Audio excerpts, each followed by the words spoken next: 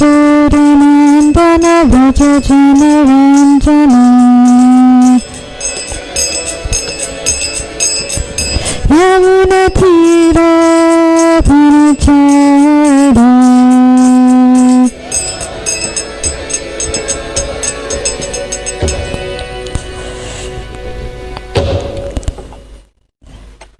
Jai Om Vishnu Pad Paramahamsa Parivrajagacharya Ashtatara Shata Shishi Madhus Divine Grace A.C. Bhaktivedanta Swami Srila Prabhupada Ki Ananta Koti Vaishnava Vrinda Ki Pramsakaho Shri Krishna Chaitanya Prabhu Nityananda Shri Advaita Gadadhar Shivasari Gaur Bhakta Vrinda Ki Shri Shri Radha Krishna Gop Gopinath Shavakun Radhakun Giri Govardhan Ki Shri Vrindavan Dham Ki, Shri Mayapur Dham Ki, Ganga Mai Ki, Yamuna Mai Ki, Bhakti Devi Ki, Tulasi Devi Ki, Shri Shri Gaur Hari Ki, Gaur Pramanande. Oh glories to the assembled devotees, oh glories to the assembled devotees, oh glories to the assembled devotees, oh glories to Shri Shri Guru and Gauranga, glories to Srila Prabhupada.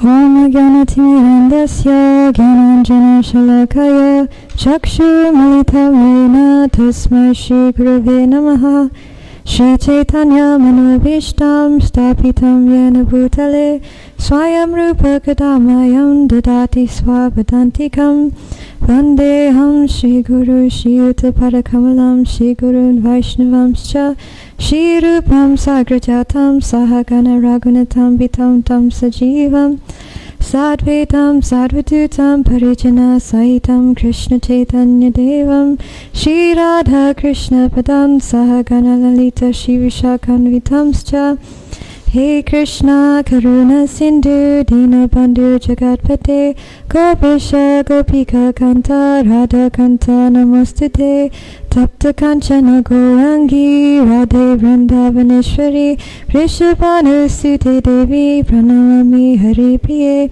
Vanchakalpatarubhyascha Kripa Sindhubhya Evacha Patitanam Pavanebhyo Vaishnavebhyo Namo Namaha Shri Krishna Chaitanya Prabhu Nityananda Shri Advaita Gadadhara Shivasari Gaur Bhaktarinda Hare Krishna Krishna Krishna Hare Hare Hare Rama Rama Rama Hare Hare Jaya Jaya Shri Chaitanya Jaya Nityananda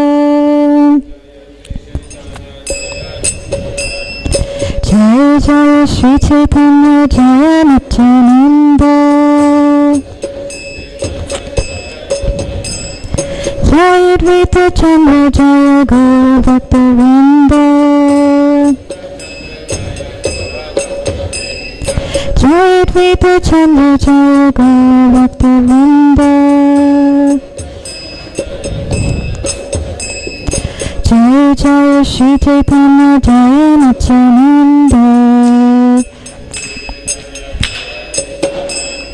Jaya Advaita Chandra Jaya Gaur Bhaktavinda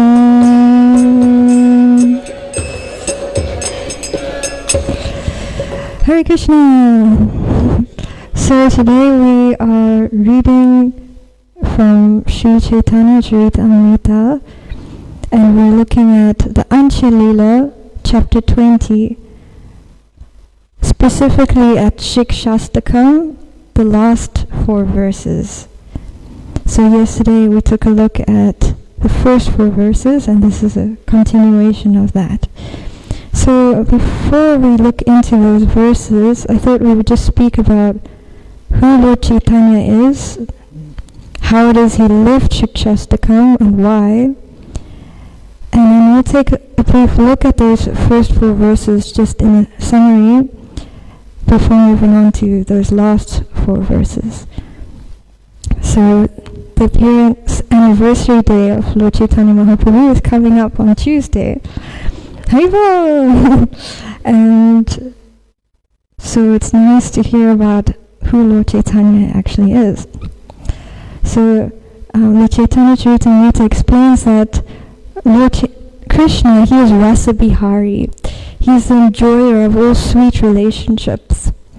And Krishna's love is limitless. His qualities and his attractive features are also limitless.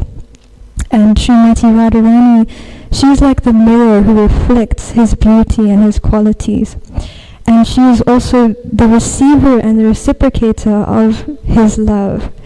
And when they're together, that love actually expands more and more and more. And her enjoyment in loving and serving Krishna and being the reciprocator of all his love gives her so much ecstasy that Krishna himself wants to know what is that ecstasy she experiences. So Krishna comes in her mood, Srimati Radharani's mood, so he appears as Lord Chaitanya Mahaprabhu. So he comes to experience her mood, but he also comes to re-establish the Yuga Dharma, which is Harinam Sankirtan, the chanting of the Lord's holy names. So he has given us these 8 prayers, Siksastakam, to help us understand the process of devotional service. And what's really amazing is that Lord Chaitanya was an erudite scholar. He was very well learned in all the scriptures, and he could have given so many more verses. He could have written volumes and volumes for us to read, but he left only 8 verses, and it's described that within those 8 verses they contain the quintessence of absolute knowledge and the means to realize it. So everything is contained within those 8 verses.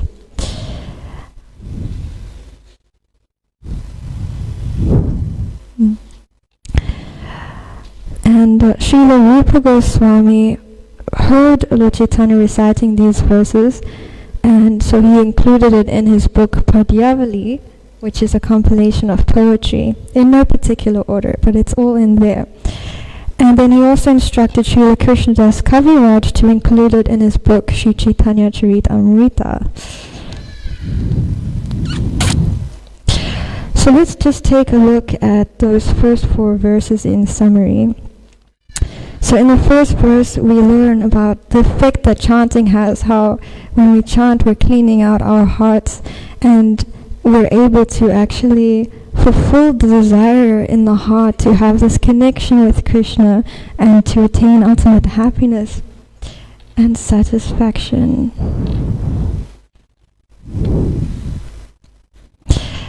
And then in the second verse we can understand that the names of the Lord are accessible to us regardless of who we are. The name of the Lord is so merciful that anyone can chant the holy name of the Lord. And then in the third verse we're learning about how to chant, what is required to chant.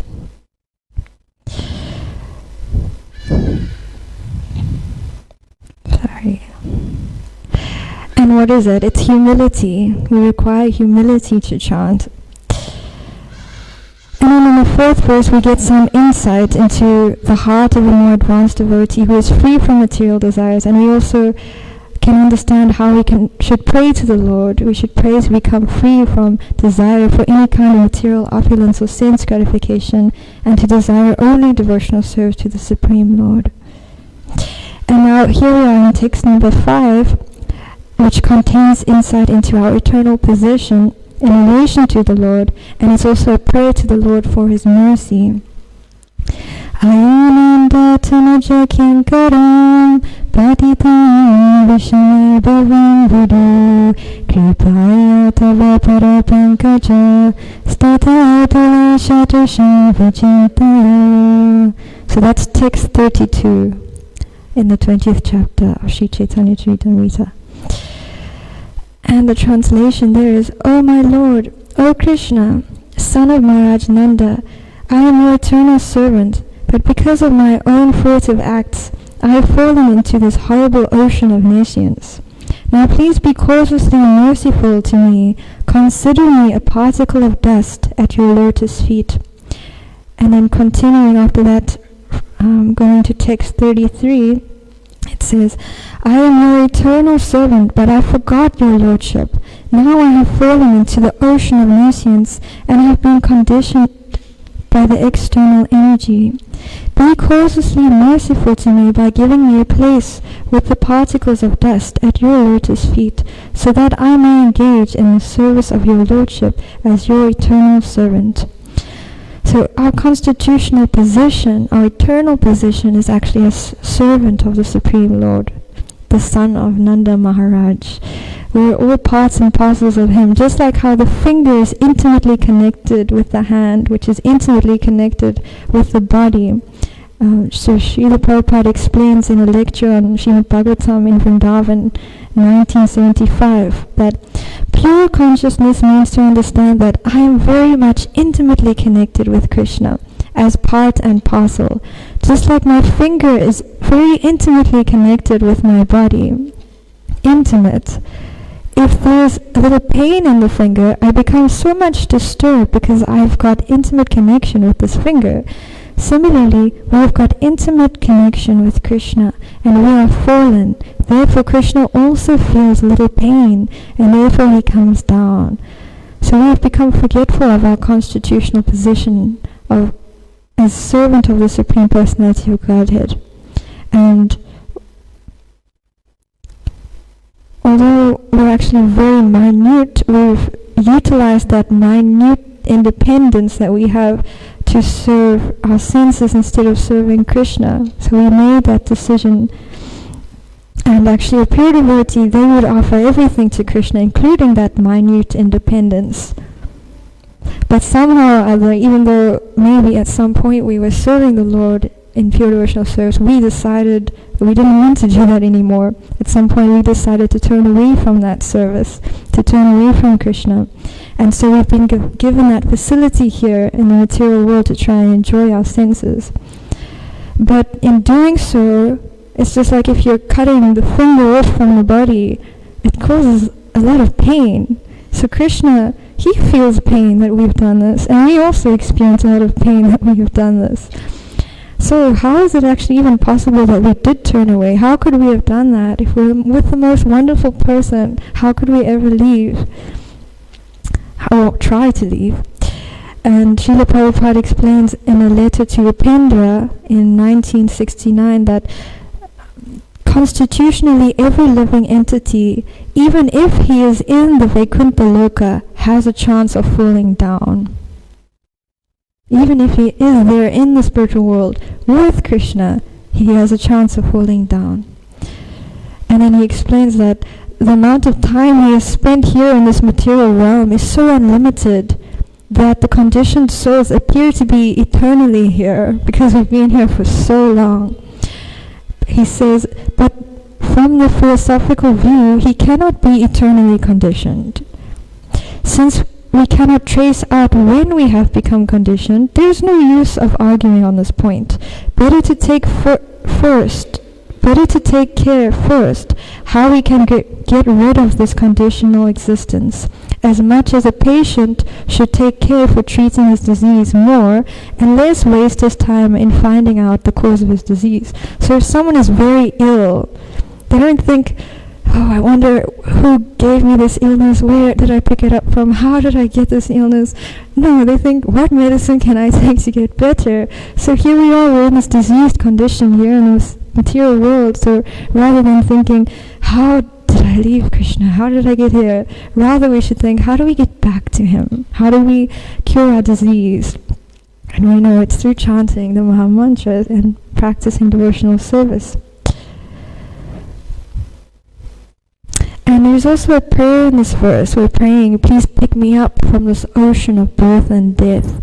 So this material world, it's an ocean of birth and death. The problems are birth, death, old age, disease. And it's compared to being an ocean, which is something very deep and very vast. And actually our material scientists claim to know a lot more about space than they do about the ocean. But how much do they know about the ocean? I mean, how much do they know about space?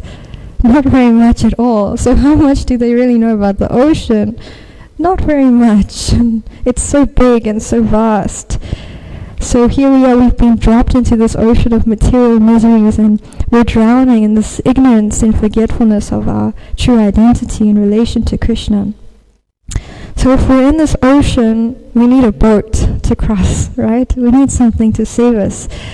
And there are a few verses which explain what that boat is, this boat of Krishna consciousness. It's explained in some really beautiful analogies, like in Srimad Bhagavatam 11:20-17. This human form of body is a most valuable boat, and the spiritual master is the captain, Guru Karna Dharam, to guide the boat in plying across the ocean of nescience. The instruction of Krishna is a favorable breeze. So, actually, the human form of body is a boat. It's a boat. It's an opportunity for us to actually cross this ocean of nescience and attain the lotus feet of the Lord. Because we can see the birds, the trees, the bears, all the little insects. They don't have the same opportunity we have to chant the holy names of the Lord and to make progress in the same way that we have. So in this way, that opportunity in itself is a boat, is a place of shelter for us to actually make progress. It's that opportunity we've got. And then Bhagavad Gita 10:58. For one who has accepted the boat of the lotus feet of the Lord, who is the shelter of the cosmic manifestation, the material world is like the water contained in a calf's hoof print. So, although we have the opportunity, if we don't take shelter, if we don't actually take that opportunity, then we won't be properly utilizing this human form of life. But on the other hand, if we do take shelter, if we actually accept that opportunity and take shelter in the lotus feet of the Lord, then this vast ocean that we find ourselves in becomes so small, just like a little hoof print of a calf, which is this big. It's just small. And then Srila Prabhupada, in a purport to Srimad Bhagavatam 1:634, he explains that it is personally experienced by me that those who have always... it's not a purport, it's a text. It is personally experienced by me that those who are always full of cares and anxieties due to desiring contact of the senses with their objects can cross the ocean of nescience on a most suitable boat, the constant chanting of the transcendental activities of the personality of Godhead. So there are those favorable breezes on the one hand, which are like the Vedic texts, but on the other hand, it's said here in a text, it's Bhagavad Gita 2:67, as a strong wind sweeps away a boat on the water, even one of the roaming senses on which the mind focuses can carry away a man's intelligence. And so it is explained here also that in this vast ocean of material existence, there is the wind of bad association which can carry us away and cause us further suffering. So on the one hand, there is the wind of the favorable, the favorable breeze of the Vedic texts, and on the other hand, there could be the wind of bad association. So as practicing devotees, we have to learn to take shelter in those favorable winds and to avoid the unfavorable ones. And Srila Prabhupada was once asked this question, and I was also wondering, there are a few texts which explain that a devotee who's chanting Hare Krishna, they can be considered already transcendental, like all of you, all of us, well, I can't say for myself, you're all transcendental. But then, how is it that we see sometimes we're still swayed by the modes of material nature if we're considered transcendental? And Srila Prabhupada explains that when we're on a boat, still there may be some wind which sways the boat, but you're on the boat, you're practicing Krishna consciousness, so you're situated on the boat, and sometimes the senses will rock the boat and sway the boat, but you're still within the safety of your practice, and so you will be protected if you are sincere. So we have to learn to take shelter in the instructions coming from Bhagavatam, in those favorable breezes, and in the instructions of our spiritual masters, and in chanting in itself. So the opportunity to chant, that is boat, and then actually chanting. That's the boat, taking shelter and following the instructions of our spiritual masters. So in this prayer, we're asking for mercy. We're asking for causeless mercy. Our capability of offering devotional service is really only due to mercy. And actually, as much as we try to practice, we're actually completely dependent on mercy for any spiritual advancement. Even that practice within itself is also dependent on mercy. And the mercy is causeless because it's being given without a cause. So it's not because of our practice that we're getting the mercy, but on the other hand, we have to try and accept that mercy. And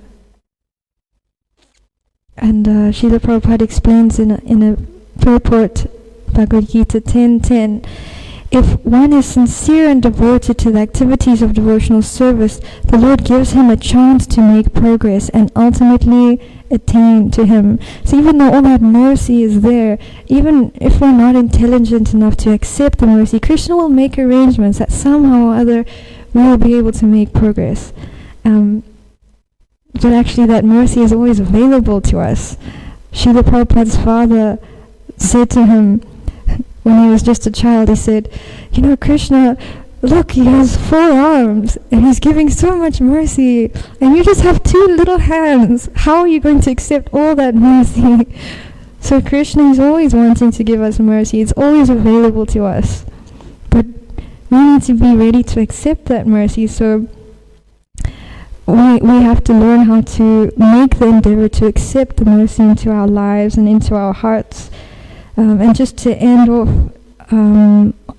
with a beautiful this section with a beautiful text from the notes of Srila Bhaktivinoda Thakur on this verse. O Radharani, O dallying damsel of Raj, I am exhausted from swimming in the tempestuous ocean of misery. I am a derelict.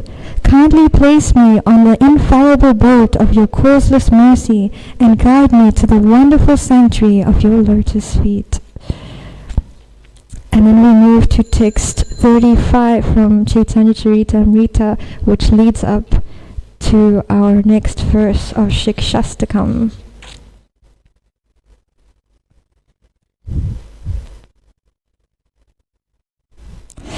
Natural humility and eagerness then awoke in Lord Sri Chaitanya Mahaprabhu.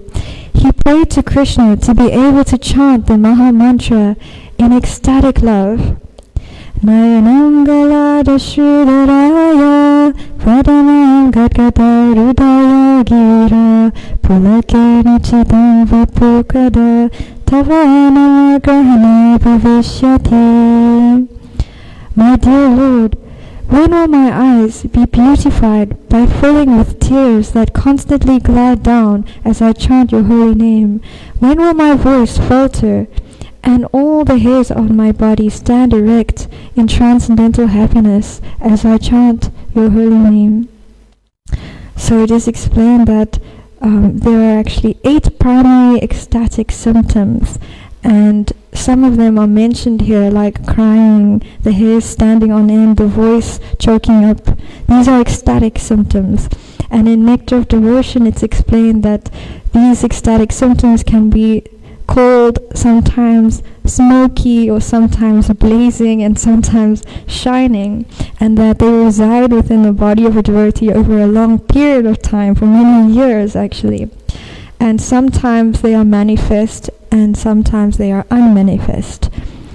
But another very important point brought up in Nectar of Devotion is that none of the symptoms can be manifested without the basic principle of strong attachment for Krishna. So we should be careful not to think that we are so advanced that we can experience these ecstatic symptoms. These symptoms are experienced by the topmost devotees who are in the highest level of love for Krishna.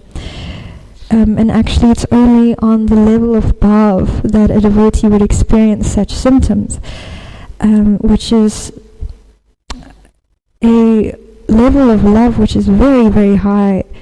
it's a step below prema, but it's the highest that a person in the material world can experience. Shri Shri Radharanath ki, Srila Prabhupada ki. So my spiritual master explained to me that these bodies are not fit to contain prema. Prema is the highest ecstatic love for the Lord, and actually these bodies are not even capable of properly facilitating that prema. So the highest level of love that can be experienced while in these bodies is actually not prema, it's bhav. And even at the level of bhav, those experiences for a devotee are diluted. They're not as they would be if the body was completely spiritual. And also for such devotees, their bodies are spiritual because the material body cannot contain bhav, really. But these symptoms, they belong to the topmost devotees, as I said. Some examples are Mother Yashoda, Srimati Radharani, Govardhan.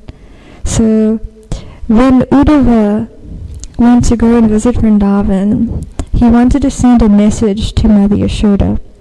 And the devotees, the residents in Vrindavan said, if you want to find Mother Yashoda, you have to follow this river and you will find her.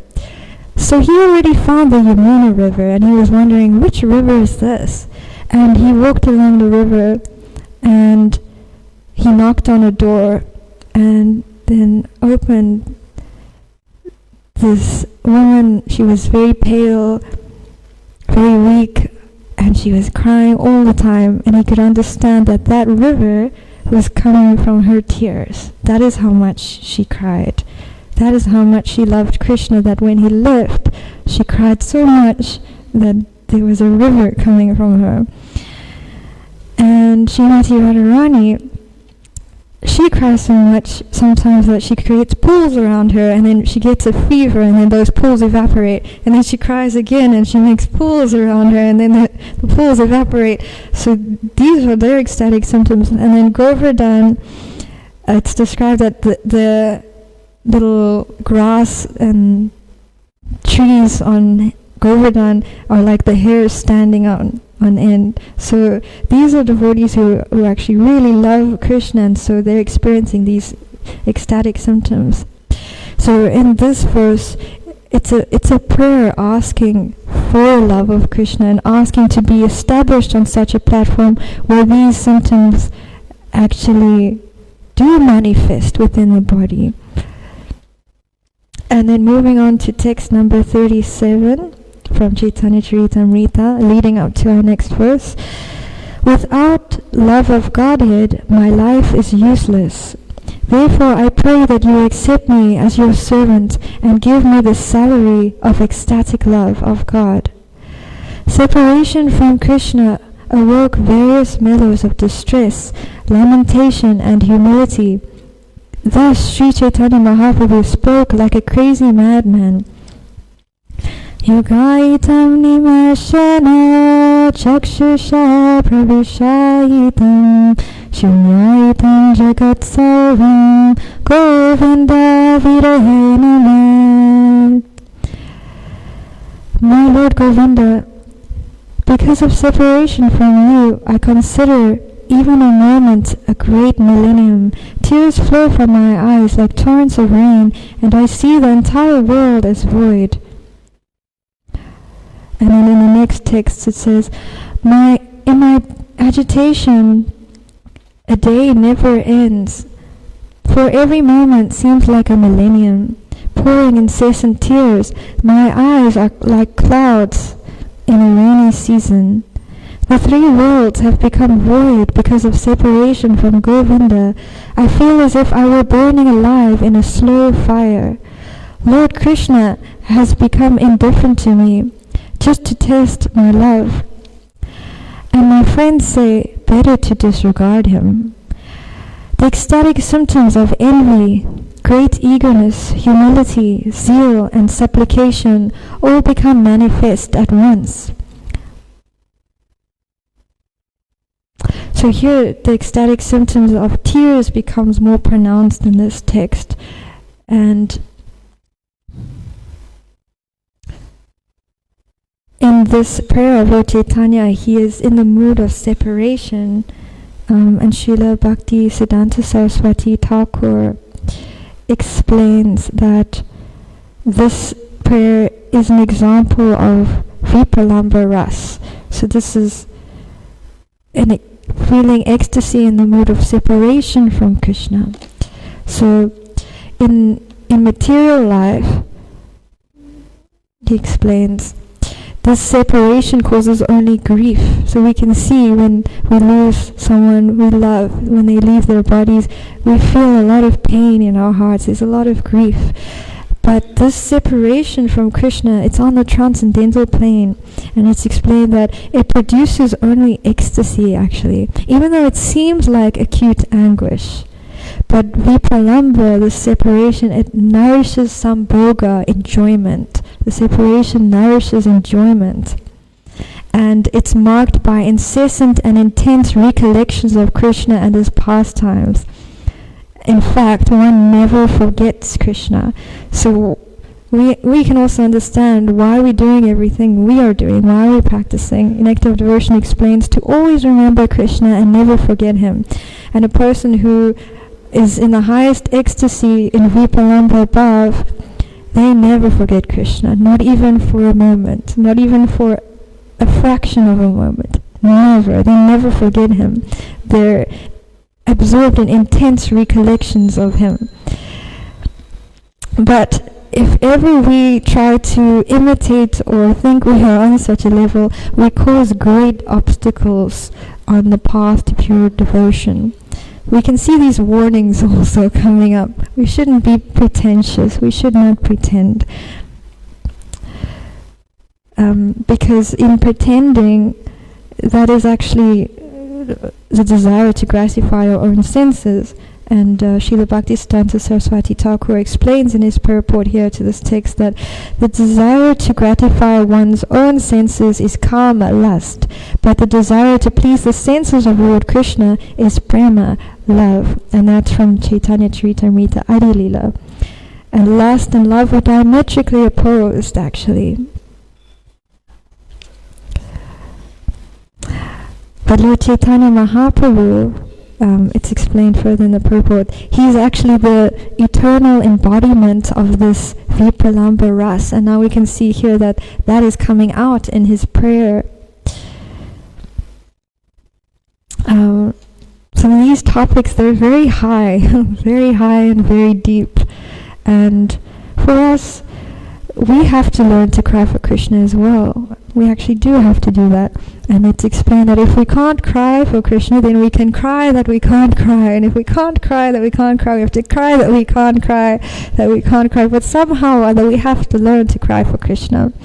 But in our present condition, we have to try and engage our emotions in Krishna's service. Whatever we have and whatever we are, we have to try and engage that in Krishna's service. So in the beginning, our emotions will be mixed. We don't have pure emotions towards Krishna. It will be mixed. But at least we can start somewhere and engage everything we have in Krishna's service. Because it's not something that can be artificially done. But in the association of devotees, and by constantly chanting the holy names of the Lord, our emotions will become purified. And one day we will actually learn how to cry for Krishna. So now, moving on to text 45, and coming up to our next verse. In that mood, the mind of Srimati Radharani was agitated, and therefore she spoke a verse of advanced devotion to her gopi friends. In the same spirit of ecstasy, Sri Chaitanya Mahaprabhu recited that verse, and as soon as he did so, he felt like Srimati Radharani. Ashlishyava pataratam pinashtumam adarshanam karodiva yata tatava vidadatulam pato matpranana tastu saivana paraha. Let Krishna tightly embrace this maidservant who has fallen at his lotus feet, or let him trample me or break my heart by never being visible to me. He is a debauchee after all and can do whatever he likes, but still he alone and no one else is the worshipable Lord of my heart. And in the next few texts, Sri Chaitanya Mahaprabhu says, I am a maidservant at the lotus feet of Krishna. He is the embodiment of transcendental happiness and mellows. If he likes, he can tightly embrace me and make me feel oneness with him. Or by not giving me his audience, he may corrode my mind and body. Nevertheless, it is he who is the Lord of my life. My dear friend, just hear the decision of my mind. Krishna is the Lord of my life. In all conditions, whether he shows me affection or kills me by giving me unhappiness. And then in the next few texts, from the next few texts, we can understand that what Srimati Radharani's mood is. Well, we can't understand, but we can try to understand. That if Krishna wants the association of another gopi, whatever Krishna desires, Srimati Radharani's only concern is to fulfill that desire, even if it causes her great pain. And in doing so, she actually feels great joy.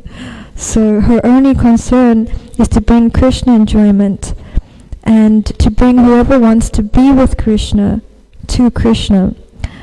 And actually at any time she can be alone with Krishna if she wants to, because although Krishna is the supreme controller, he is controlled by the love of Srimati Radharani. So at any time if Srimati Radharani wants Krishna to behave in a certain way, she can control him, so she can get what she wants basically, but her only concern is to serve Krishna and to please him.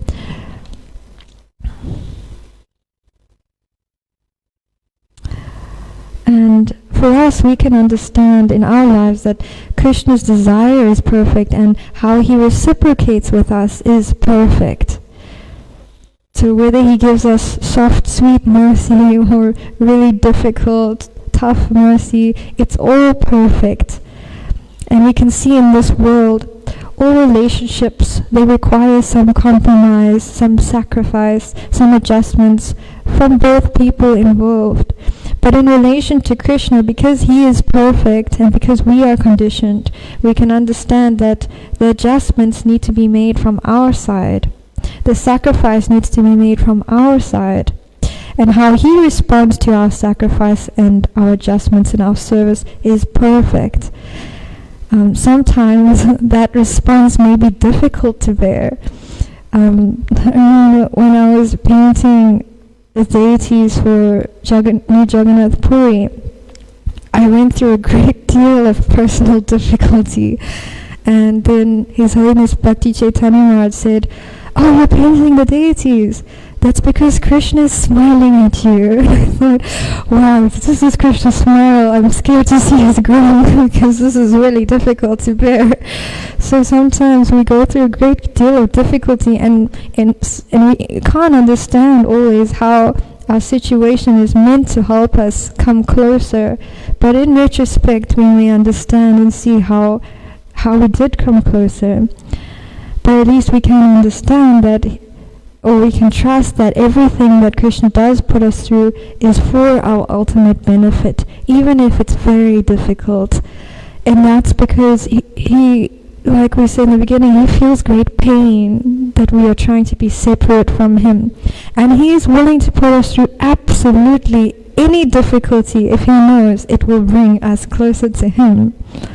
So he will do anything to just get us back, to purify us enough to get us back, even at the risk of losing us. Because when we go through difficulty, we may think, let me just give up, let me not continue. But we shouldn't think like that. We should think, Krishna loves me so much, he's willing to put me through anything to purify me, to get me back.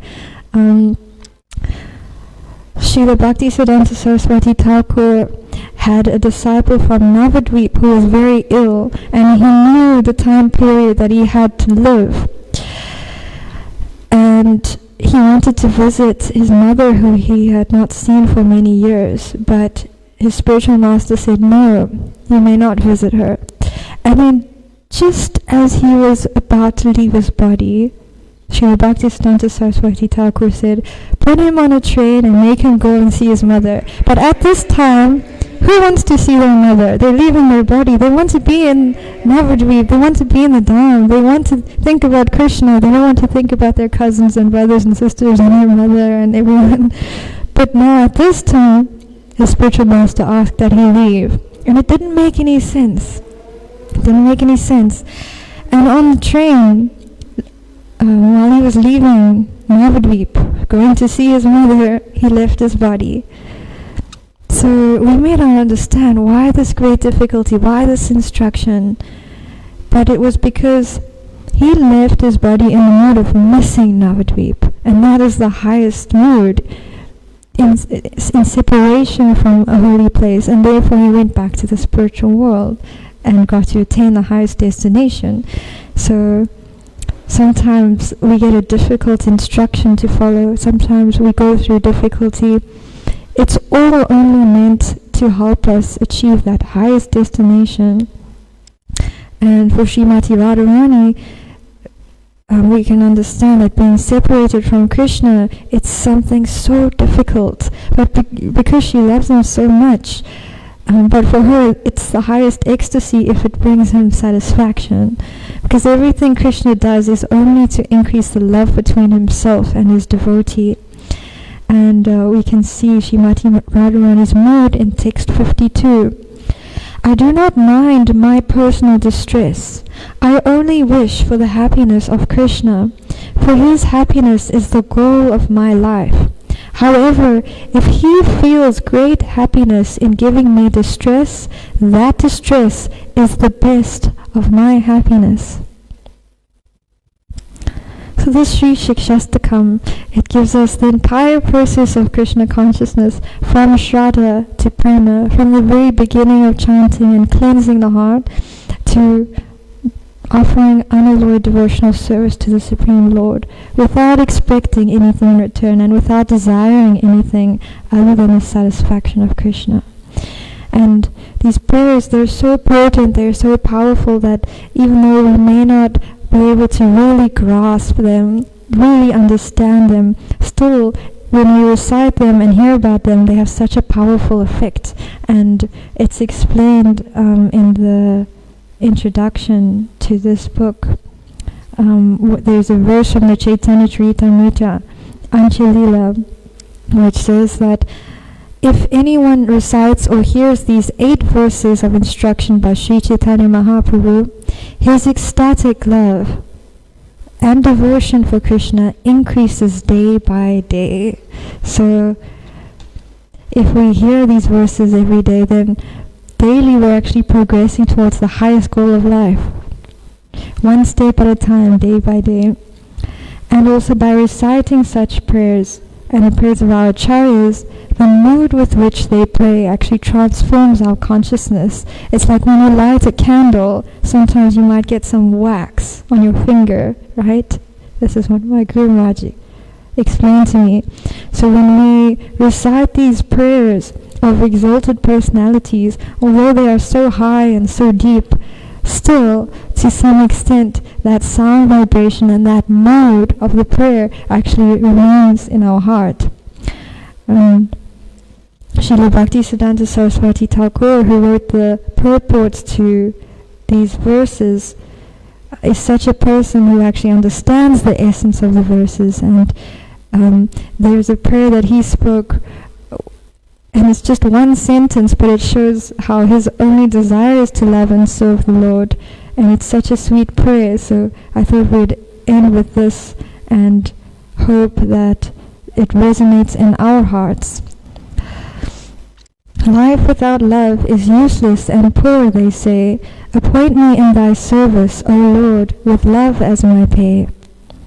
Srila Bhaktisiddhanta Saraswati Thakur Maharaj Prabhupada ki, Srila Prabhupada ki, Anantakoti Vaishnava Vrinda ki. Are there any questions, comments, or corrections? I'm hoping we can hear from Raghunath Prabhu and Anandamaya Prabhu if you have anything to share.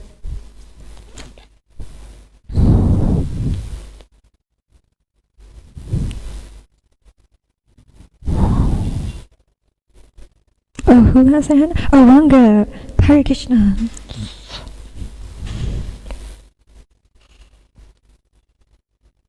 Hare Krishna. Hare Krishna. So, very nice verses. And although this may be far-fetched for us as neophyte devotees, but Prabhupada has given us the Bhakti Rasamrita Sindhu for us to aspire for love of God and to come to that platform. But we see that in our neophyte state, it seems too far-fetched, right? But and on the other hand, he talks about, in his purports, he talks about how not to imitate pure devotees as well. Like, he basically calls them sahajiyas because they put a show and they try to imitate exalted personalities and, displaying ecstatic symptoms. That also is not good. So, but as aspiring devotees, we should wait and we should actually pray to Krishna that we are so fallen that, that when we chant your holy names, nothing happens to us. We just chant and inattentive chanting most of the time. So we should actually pray to Krishna that, we can actually come up to the level of pure chanting as well. Hare Krishna. Thank you so much for that, Ranga. Anyone else?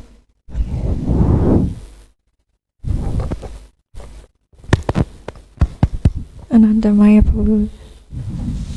So thank you, Gangamata Goswamini, for that beautiful explanation of those lovely verses. Just one slight alteration.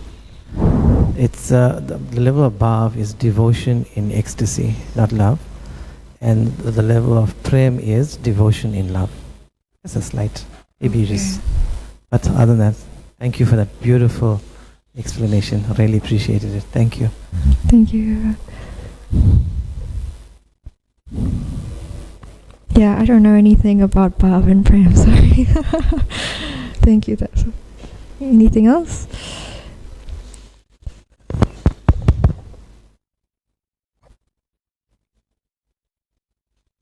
I was just thinking about what you were speaking about as you're going through those verses. It started Shraddha to Prema. This is very gradual. It's from one to the next. But the whole, if you engage in inattentive chanting, then you would not reach that next level. And you can measure yourself. At least if you come into the third verse, you spoke about humility to chant. And we can test ourselves that if we have that, if we are not really chanting all the time or not wanting to chant all the time, then we haven't reached that third stage. And that third stage is anishta, the third verse, the steadiness. You really fixed. So if you're not really chanting attentively, then you won't reach that third stage. So therefore it's important for us to chant in the morning in the temple. Devotees just go away outside different places. They may have other services. But you have to sit in the temple room and chant, like in the presence of Tulsi Devi. So when you chant in the presence of Tulsi Devi, then she fulfills all your desires. We recite it in the morning. And the desire is to reach that to become that maidservant that we're talking about. So if you chant in the presence of Tulsi Devi and you hear the holy name, then you can come to that level of bhav and prem. Definitely it's possible, but it requires a lot of practice. I mean, I've been practicing like this for many years and myself, but it's not that easy. When my mind just goes here, there and everywhere, to keep bringing it back, you know. So it takes some time. So please continue. Thank you very much. Hare Krishna. Hare Krishna. Thank you so much. Thank you so much to each and every one of you. Srila Prabhupada ki, Anantakoti Vaishnava Vrinda ki, Gaur Pranande.